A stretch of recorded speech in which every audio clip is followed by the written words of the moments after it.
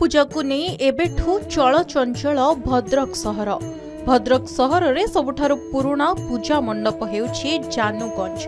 प्राय 100 वर्षर ऊर्ध्व हेब एठारे अनुष्ठित होई आसुछि मां जगत जननी दुर्गांकर पूजा। चलित वर्ष बेस धूमधाम रे पूजा पाई लागी पड़िछन्ति मूर्ति कारीगर। एही पूजा मंडप रे प्रति वर्ष मांकर गोटिए प्रकार मूर्ति तैयारी करा जाय। मूर्ति निर्माण परे रंग देवा कार्य एबे जोर सोर रे चलीछि। सेहीपरि चलित वर्ष बाईपास दुर्गा पूजा भी बेस धूमधाम रे पालन कराजिबो।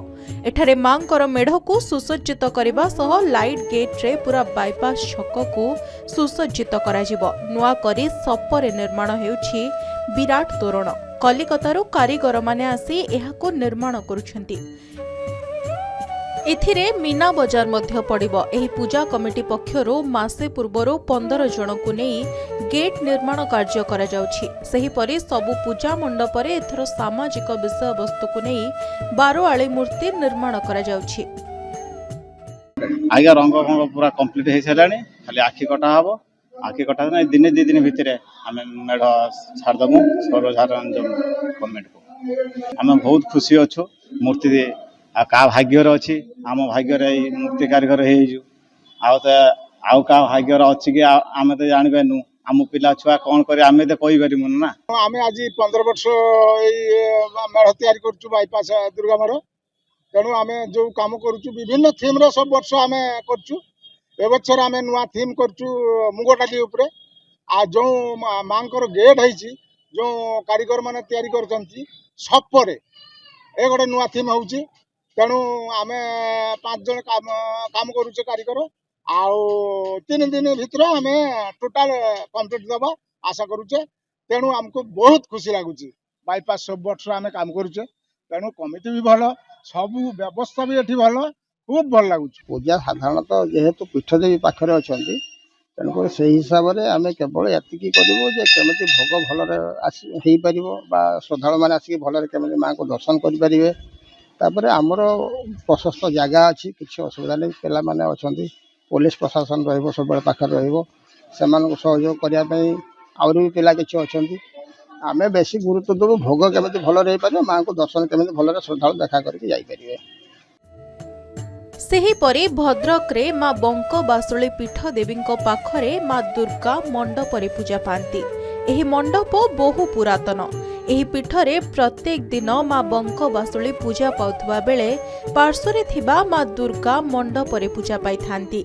सेहीपरि गांधी पड़िया ठारी थिबा मां दुर्गांकर मूर्ति कार्य जोरदार रे चलीछि। चरमपारे मध्य 3टी पूजा मंडप रे महा आडंबरर सहित पूजा उत्सव पालन पाई चलीछि जोरदार प्रस्तुति। तेणु कमिटी कर्मकर्तांक ठारू आरंभ करी साधारण जनता पर्यंत समस्तंक ठारे देखिबाकू मिलिछि स्वतंत्र आनंद।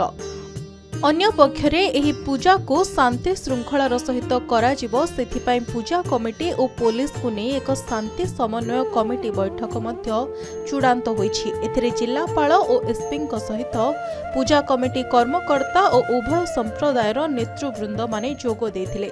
सबु पूजा मंडप रे पुलिस मुतयन सहित श्रृंखलित दर्शन उपरे अधिक गुरुत्व दिया जाइछि।